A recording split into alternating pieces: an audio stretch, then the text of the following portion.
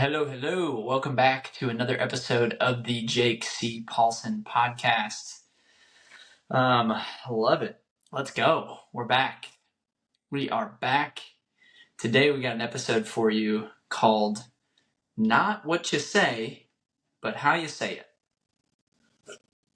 Hopefully this resonates with a lot of people out there and a lot of the leaders that listen to this podcast as well. Because communication is one of the most important skills to learn. Not just to be an effective leader, but in your success. And we'll talk about a little bit of statistics in this one. I thought it was pretty fun. I'm going to throw some actual real statistics from studies that were done not back in the 90s, not back in the 80s, not in the 2010s, literally done the past few years. So we can look at some of those post-COVID statistics. Now, the quote I wanted to start off with today is by the man, the myth, the legend, John C. Maxwell. He says, "People may hear your words, but they feel your attitude." Again, people may feel your words, but they feel your attitude. Sorry, people may hear your words, but they feel your attitude. How people feel the way you talk about things is how you feel about what you're talking about. So if you dislike something and you're explaining it and you really highly just don't like it, like your job. If you're explaining what you do and your job to people, most people are going to explain it like they don't like it. Like they're just doing it because of the money. And if you're explaining it that way, other people are going to realize that, oh, this job does not sound fun. I've learned that being a recruiter myself, and talking about a sales program that you make 100% commission. A lot of times it comes off in a way to where it's not that good. But I've slowly but surely over the time, I know that being 100% commission based is a blessing and a curse. Now, if you don't decide to go to work, you don't get paid. At the same time, if you decide to go to work more than anybody else, you get paid more than anybody else. So there's give and there's take from it. But people feel the weight of your words. This podcast that I was just watching with this guy, well, it was Joe Rogan's podcast, but he had this brain expert on the podcast named Chase Hughes. Just came out about a week ago. Great podcast. He said that your confidence is natural. Like it comes naturally from the things that you do when nobody's looking. So when nobody's looking, are you still cleaning up your backyard? Like everybody sees your front yard. That's the analogy that I use sometimes. Everybody sees your front yard, right? Everybody mows their front yard. But what does your backyard look like? The part that nobody sees. Does it have sticks lying everywhere? Is there a tree, over there? What is the backyard? Do you rake the leaves in the backyard too, even though nobody really sees it? That's what he's talking about. And people are attracted to that type of confidence. It shows up. It shows up, but people feel it. They don't see it. If that makes sense. It's this kind of feeling that you get. And that's what people get when you are very, very convicted in what you're saying. That's where the greatest salespeople come from. That's where the greatest communicators, orators, that's where they come from, is from their conviction. And some people struggle with confidence and struggle with conviction in the things that they're talking about and the points they're trying to get across. So today we'll be talking about how to speak with conviction regardless of the situation to help you in your business, your leadership, and your community. So let's dive in.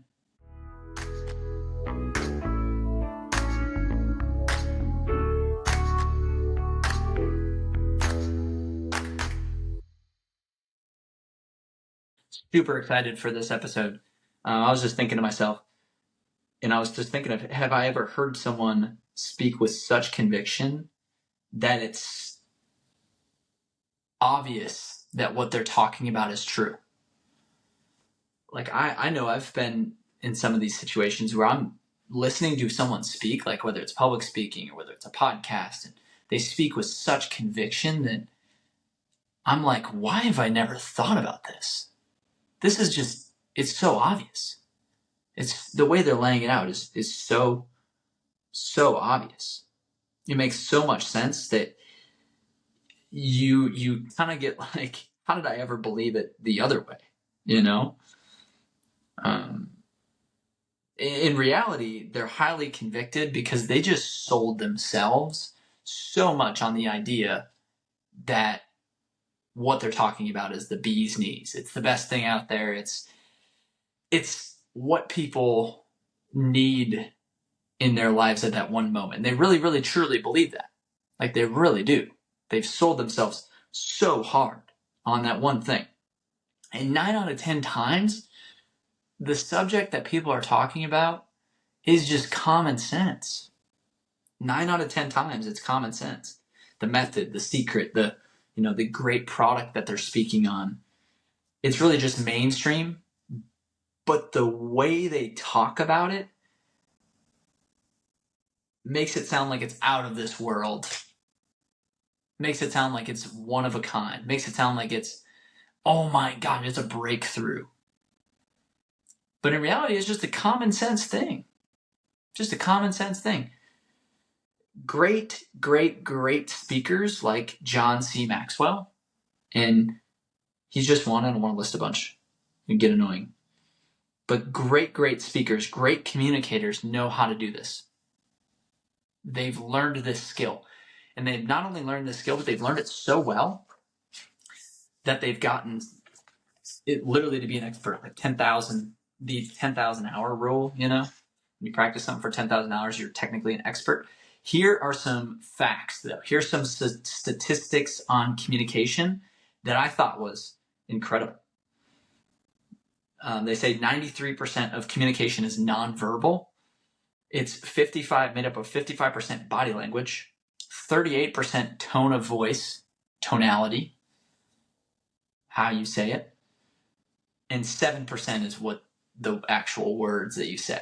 7% is the actual words you say. Another one, 86% of employees and executives say ineffective communication is the root cause of workplace failures. 86% of employees and executives say that it's ineffective communication that's the root cause of failures in the workplace. 74% of employees consider communication the most important soft skill. 74% of employers, not employees, employers, people that are employing people, consider communication the most important soft skill. 89% of hiring managers say lack of communication skills is why candidates don't get hired. I'll repeat that, 89% of hiring managers, say lack of communication skills is why people don't get hired. Lack of communication skills. Employees with strong communication skills are 4.5 times more likely to be promoted to leadership positions. 4.5 times more likely. That's 450%. People with strong interpersonal skills are 75% more likely to have a strong professional network and career success. 75% more likely to have a strong professional network and career success. Needless to say, communication is the door to the next room. And in that next room is opportunity. That next room has opportunity. That's where it lies, right behind that door. It's just sometimes that door is scary. Most of the time it's unknown. The people in this room don't necessarily know what's in that room. But do they talk about the people that walk through it and never come back? Of course they do. Do they laugh at people that go in? Of course they do. Is it going to be uncomfortable going into that door? Yeah. It's uncomfortable to talk to somebody. It's uncomfortable to get outside your comfort zone. But for a lot of those people, it's worth it. It's worth it to leave that room and go through that scary door. Because on the other side of it, there's something different there. There's opportunity. So how do you sell yourself on what you're communicating? How do you sell yourself on the idea that what you're communicating is actually going to help people? And how do you get yourself convicted in what you're communicating? Here's a few ways. First, find something that you're passionate about already. Find something that you're deeply, deeply passionate about. You guys can probably tell by the way that I'm speaking about communication, because I've learned from being an introvert in the past, introverted, I guess. I don't really like putting labels on things, because any introverted person can be extroverted sometimes. It happens. But communication has helped me get to where I am, and it's going to help me get to where I want to be, where I'm going to be someday. So I know for a fact that communication and these statistics are correct. That's why I'm speaking with so much conviction. But first, you got to sell yourself on what you're speaking about. And the easiest way to do that is to sell yourself on something that you've already sold yourself on. Something you're already passionate about. Something that you already are passionate about. Boring speakers get bored with their own topics. And that's why they're boring.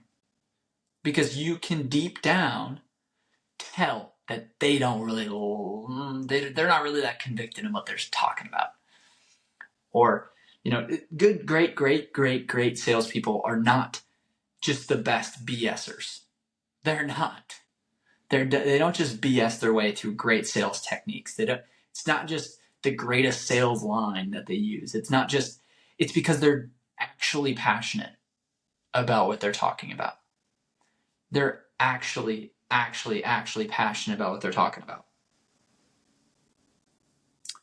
Try making a sales pitch. If you don't believe me, try making a sales pitch with something that you are really bored of, that you just really don't believe in. And it's going to come off salesy. It's going to come off pushy. It's going to come off inauthentic. You watch the boredom just spread from you to that person. Well, if you go up to speak in front of an audience and you speak about something that you think is boring, guess what? It's going to come off boring. That room is going to be very boring by the end of your talk. So once you found a topic you're genuinely interested in, not just BS in your way, now you want to journal all the reasons you think that topic is the bee's knees. You want to journal all the reasons that you think that what you're going to talk about is the most life-changing thing.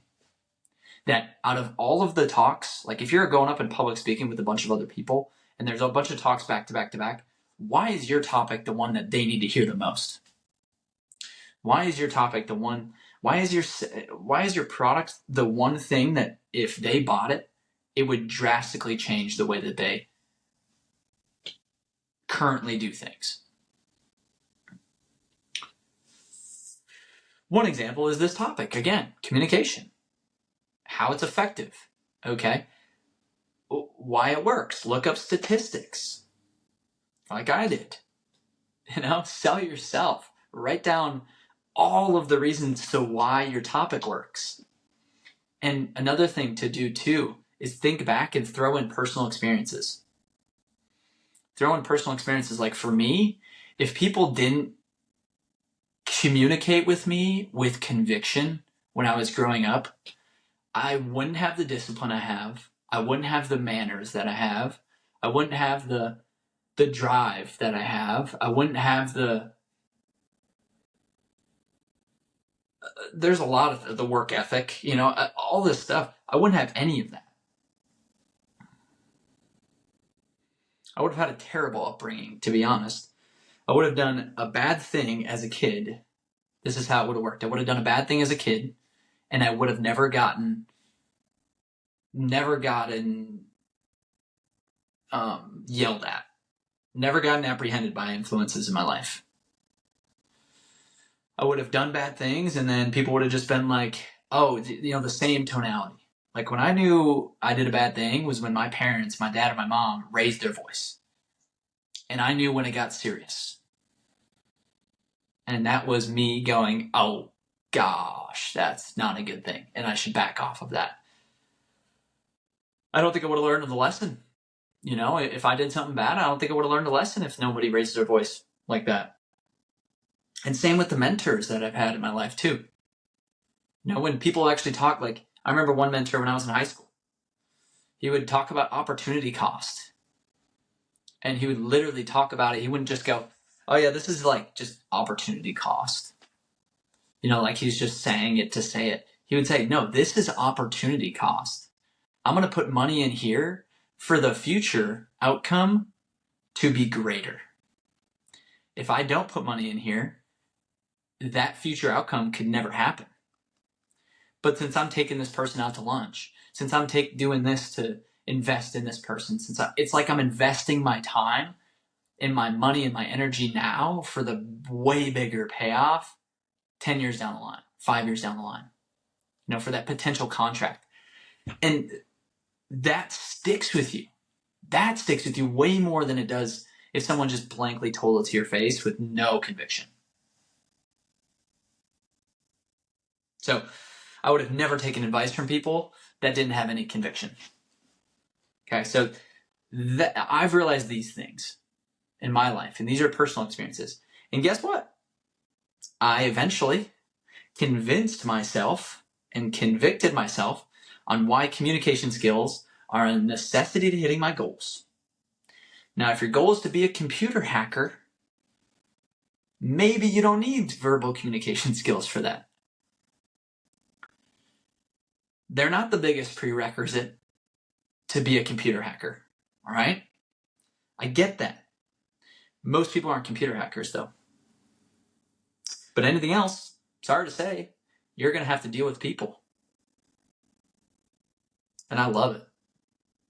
But you're going to have to deal with people. It's a tough business, but everybody has to deal with people. So this podcast was not only made for people who are dealing with people, but it's made for people who are leading people. People have influence in their lives over others, I guess. People who have a role in their lives. People have a big role. People are directly impacting themselves and others in their daily decisions. This was meant for those people that are hungry to learn and hungry to grow and become a better version of themselves. And even if as of right now you don't see yourself as a leader, like you might be thinking, okay, well, I haven't led anything and I don't really necessarily see myself as a leader. BS. Show me your cards. You did not have 4 kings there. BS. I got one in my hand. Because I can tell everybody that I talk to has led something. They just don't realize it. They haven't convicted themselves on it. And even if you think that way, the hope is not lost. I mean, to be a great leader, everybody's journey to be a great leader, you need to learn how to lead yourself. And that might be the phase that you're in. And I think everybody's still in that phase. I mean, to some extent, everyone's still in that phase. But once you've effectively learned how to, do the basics of leading yourself, waking up on a good schedule and keeping your, bed made and, whatever it is, all these different things. It's those little things. But going back to the podcast with Chase Hughes, he talked about this sense of feeling that people get when there's a well put together person in the room, or there's a well put together person talking versus a not well put together person. Again, there's a difference between the person that has their front yard clean and their backyard dirty and the person that has both their front yard clean and their backyard clean. That person that has both clean, their front and their backyard, that person is going to have natural influence. It's just going to show up in the way they talk about things. It's going to show up in how they greet people. It's going to show up in the ways that people want to follow them. It's all going to show up in their life. A lot of those people don't even need to sell themselves on things because they already have. So once you've actually successfully found tons of reasons as to why your subject that you want to talk about, or your passion that you want to pursue, or your professional career, whatever it is, you're going to have to sell it at some point, sell yourself or sell whatever your idea is. Once you've found out why that is the bee's knees of all of the subjects out there, now you can now begin to write. You can begin to produce content. You can begin to speak on why this subject is awesome. You find that your conviction, just from doing this little exercise, just from journaling a couple things and actually picking something, it's going to show up in not just what you're saying, but more importantly, how you say it. So that is it for this episode of the JCP Podcast. Thank you guys for listening. If you like this episode, as always, leave a like, follow the channel on Spotify, because that way you stay up to date with every Monday it comes out, and you'll get the latest updates on the podcast as well. Also, this is super helpful for me, super helpful to grow the podcast naturally and spread this out, because I'm very, very convicted in some of the things that we talk about on here. And it's not just my personal experiences, but it's also stories from other people that I know and things that I'm learning. And we're kind of, learning more and more throughout this too. And I'm trying to get better at this too. So if you could go in, press that share button, share it to one person that you know, that you think is going to get a kick out of something like this. I mean, maybe they don't even know about it. Maybe they don't listen to any podcast like this. One of the big reasons I made this too was because there's a lot of good podcasts out there, but honestly, I don't know a lot of people that listen to the leadership ones. They teach old school type of leadership stuff. So this is kind of like me mainstreaming it and putting it into my own words. So if this resonates with you, share it with that one person. I mean, that's all it takes is one person. It takes 2 seconds, 3 seconds. So go ahead and share it with one of those contacts and then follow up with them. Ask them how it went. And it's super helpful for me, of course, super helpful for the podcast, and super helpful for the community. So I'm dedicated to adding value to those who are striving to be better in themselves, leading their business, and leading their community. So as always, stay tuned for next week, and let's get after it this week. Peace.